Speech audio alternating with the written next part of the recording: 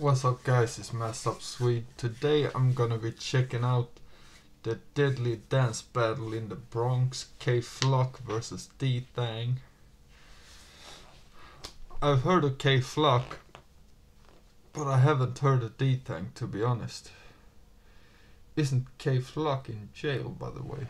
I'm not sure, man. Let me know in the comments, or I guess we'll find out here. I don't know, man. Don't forget to like, comment, subscribe. Let me know what to check out next. And let me know if you like this type of videos as well, man. Yeah, let's check this out. Right now, got all the views beating all on YouTube. Deadass. We are. What are you talking about?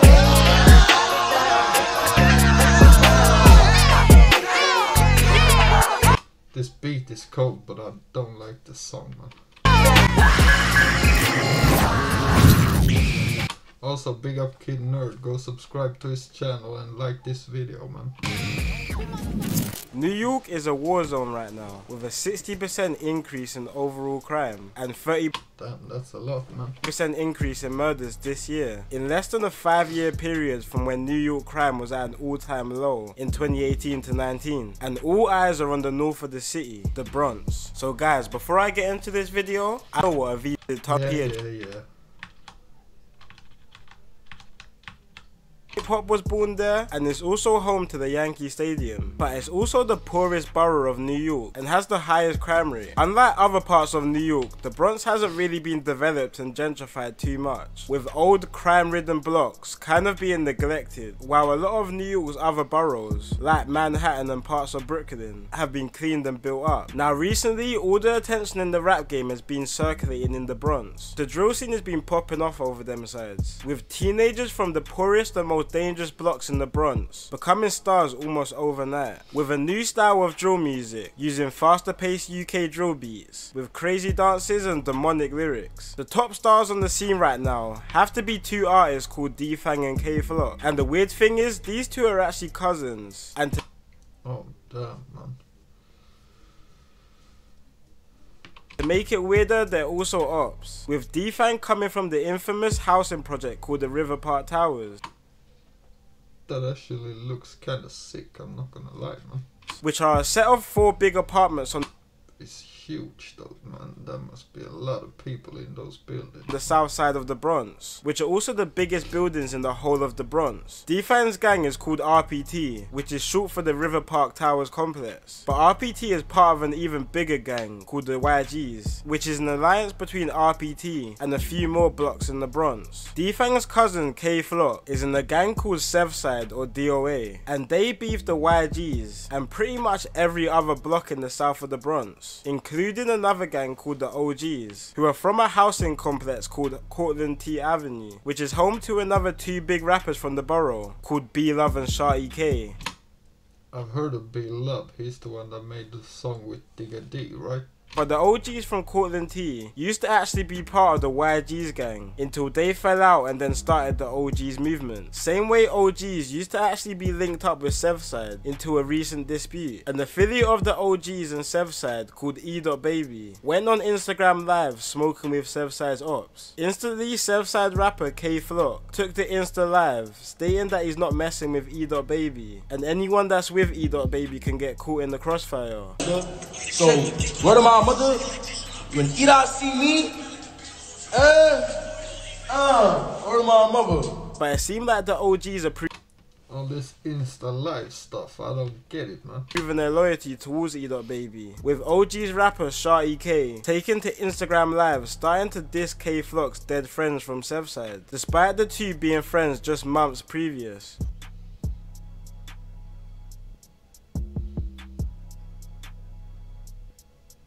But this also puts fellow OG's rapper B-Love in a weird position. B-Love actually used to live on the same block where K-Flock lives until he moved to Cortlandt T Avenue. And it seems that B-Love is still friends with his childhood friend K-Flock, despite both of their gangs now beefing. So as you could probably tell, the gang politics in the Bronx is quite confusing, and it could be a bit unclear on who has problems with who. But one thing that is clear is that both the OGs and Southside do not like the YGs. And this is something which is not new. It all kicked off on April 16th, 2012, after the OGs from Cortlandt T Avenue broke off from the YGs. YG members were out drinking when they got into an argument about who was putting in the most work for the gang. The argument got personal and certain members wanted to prove themselves. So after drinking, they all went to the OGs territory to look for OG members. They eventually spotted a 16-year-old OGs member called Noah Bala and approached him. 20 YGs members then proceeded to grab Noah and started to brutally stomp him out right outside his apartment building, fracturing his bones and leaving him dead. This murder really... That man. 16 as well, man. Rest in peace. Really kick stuff off in the Bronx. But anywhere that a murder like Noah's happens, police are never far behind in New York. Now, New York's police force, the NYPD, are the kings of gang takedowns and indictments. They are very good at letting gangs believe they're getting away with their activities, but the whole time, they're watching everything. And that's exactly what the feds were doing to the YG gang. After the murder of Noah, the police set up a 3-year investigation on the YGs, using CCTV and undercover officers to track any drugs they sold in the streets and any altercations they were getting into with rival gangs. In late 2015, the feds decided it was time to close in on the gang, and they arrested and charged 22 members of the YG's gang on racketeering charges and the violence they were bringing to the streets, which included 3 murders and 30 non-fatal shootings. This was a big 30. Bringing to the streets, which included 3 murders and 30 non-fatal shootings. This was a big blow to the YG's gang, but this wasn't the end of the gang completely. It was time for the younger members of the gangs to step up. Recently, with the rise of drill music in the area, guys have been on some wild stuff. The last few years has been a lot of bloodshed in the Bronx, and with more indictments throughout the years, taking down a lot of older figures in the Bronx, the streets were left with a bunch of kids running around, continuing the gang politics their older counterparts left them with. And it's like what the younger generation like to do nowadays. They were making sure the whole of social media was seeing what's happening on the streets. On April 7th, 2020, a YG's rapper called Wu Lottie and his friends were lurking on a gang linked to the OGs called the OYs, when a 28-year-old called It's getting a lot with these different abbreviations, man.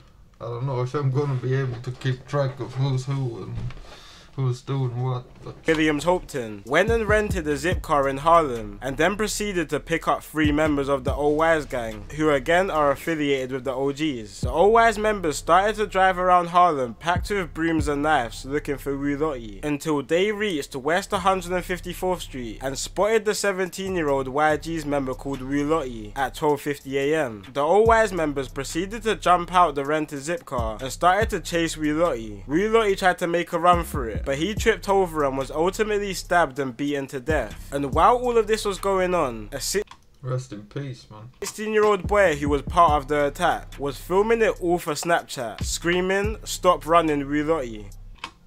Damn. Stop running, Wu Lottie!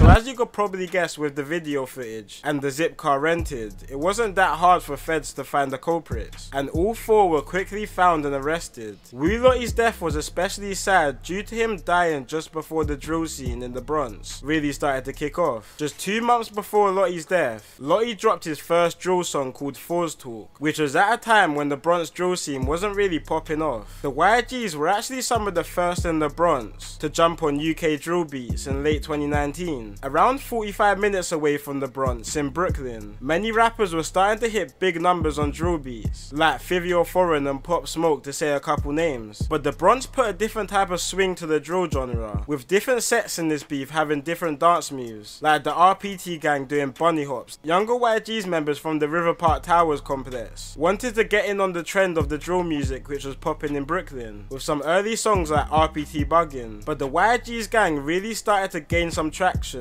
when a YG's rapper called Dthang dropped his first solo track called Caution, which at the time was one of the rudest drill songs to come out the Bronx. This came months after his cousin from the other side of this feud, K Flock, dropped his debut song called FTO, and both artists were starting to hit serious numbers, running up millions on each song, and all attention in New York was starting to shift towards the Bronx. This came during the summer of 2020, and with the rise of drill songs in the area, also came with the rise of violence. violence, and 2020 proved to be a deadly year for the whole of the Bronx. After the death of Wu Lottie, the streets were starting to get hot. 2 months later, a 20-year-old from a completely different separate gang in the Bronx was sitting in the back of a cab around 2 blocks away from his block. A white BMW pulled up next to the cab and started firing into the back of the car. The man hit was a guy called Ty Benji, and he was from a block called the McKinley Houses, a block which has beef with the majority of the south of Bronx, so it's not even clear who committed the shooting, with the YGs and the OGs both mocking Ty Benji in their songs. Ty Benji was put in intensive care.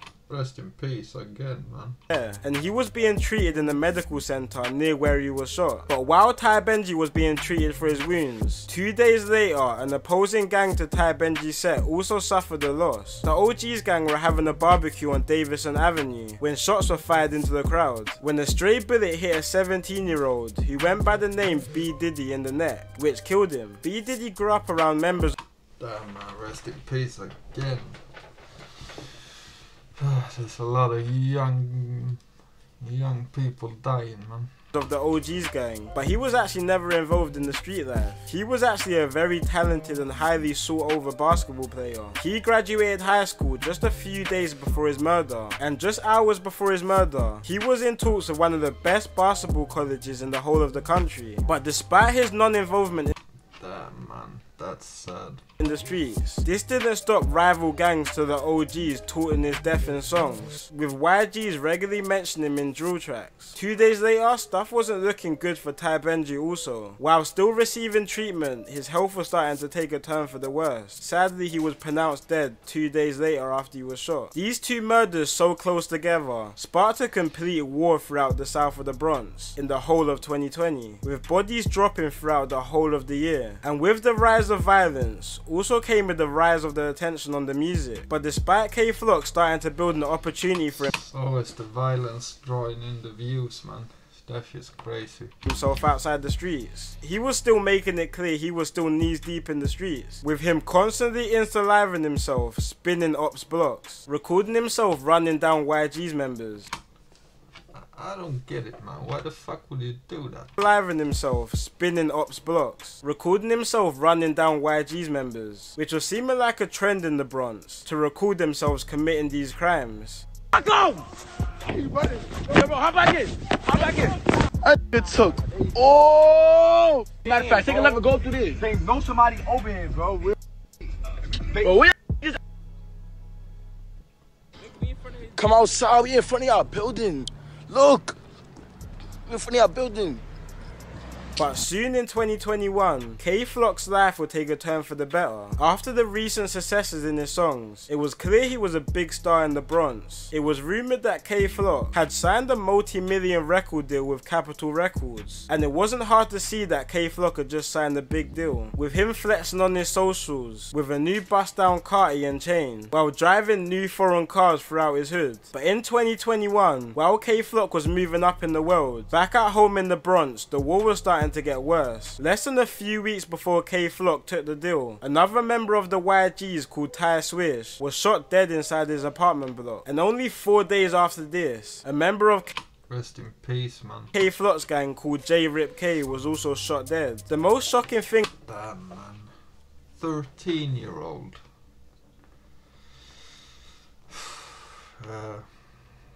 Rest in peace again. about this murder was that J-Rip was only 13 years old. Reports from police say that the possible motive for J-Rip's killing was due to him possibly having a role in the murder of Ty Swish, with J-Rip allegedly being on the site of the murder when it happened. Two 16-year-old YG's members were wanted for the murder of J-Rip K, one being a rapper called Rajiz. But before the feds could get to Rajiz, the ops got there first. 9 hours after the murder of J-Rip, Rajiz got into the back of a cab on his way to a recording studio. When the cab got to East Did they say 9 hours? Rajiz got into the ops got there first. 9 hours after the Damn. the murder of J Rip. Raji's got into the back of a cab on his way to a recording studio. When the cab got to East 178th Street, the car got stuck in traffic. This is when two boys pulled up next to the cab in a scooter and let off shots into Raji's, killing him instantly inside the cab at 16 years old. Southside rapper K Flock is seen constantly reminiscing on his younger friend J Rip in his lyrics and on social media. K Flock is even seen running to J Rip's aid after hearing he was shot and collapsed at a local restaurant, but unfortunately it was all too late. After his friend's murder, K Flock started to elevate in his music, dropping hits after hits, which seemed like a dedication to make it out the Bronx streets. But even despite signing a multi-million-dollar deal, it seemed like his heart was still in the streets, still videoing himself touring his Ots block and arguing with rival YG's members on Insta Live. And in December 16th, 2021, this got him into some serious deep trouble. Wearing the Montclair jacket and some Amiri jeans, a masked up man starts to post up on his Ots block in Sugar Hill, territory of the Old Wise gang. The masked up man then proceeds to FaceTime his ops, letting him know that he's on his block. And while he's walking through the block, he's confronted by a man who spots him in a barbershop. An argument breaks out and the man is shot in his neck and back and later dies in hospital. K Flock was actually identified to be the alleged masked up man and the shooter in this case. And on the 23rd of December, K Flock actually hands himself into police authority after being wanted for the murder. I'm not gonna go too deep into his case because obviously it's still ongoing, but hopefully he is innocent. And on the other side, K Flock's op cousin and YG's rapper Dthang was also in some big trouble as well. He's currently locked up for 21 different criminal charges stemming from gun 21.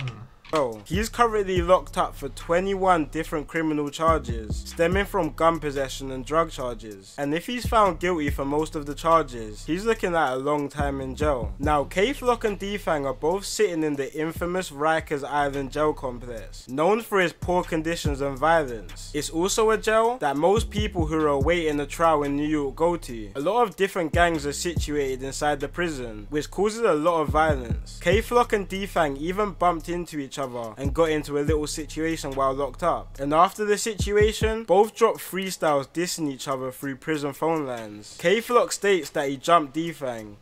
I walked in the spot up on hot. Walked in the spot and got hot.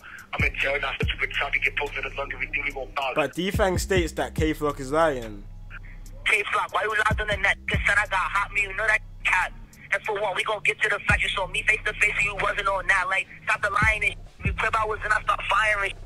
It's starting to look like the Bronx is becoming a trap impossible to get out of, with some of the most promising artists being taken down before they could get out, with the likes of YG's rapper Lee Drilly being charged for a murder, and up and coming Southside rapper C-Hop being brutally shot down in a car, and one of the most hottest rappers, Dougie B from Southside, being in and out of jail, and YouTuber even trying to take down his tracks. Hopefully more Bronx artists start to realize that this is a way out, and in the future we could possibly start to see the biggest artists in hip hop coming from the Bronx. It's been your boy Kid Nerd, and peace out.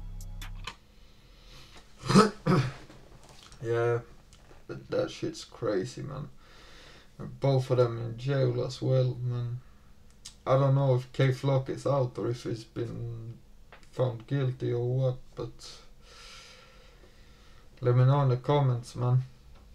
Don't forget to like, comment, subscribe. Let me know what to check out next in the comments as well.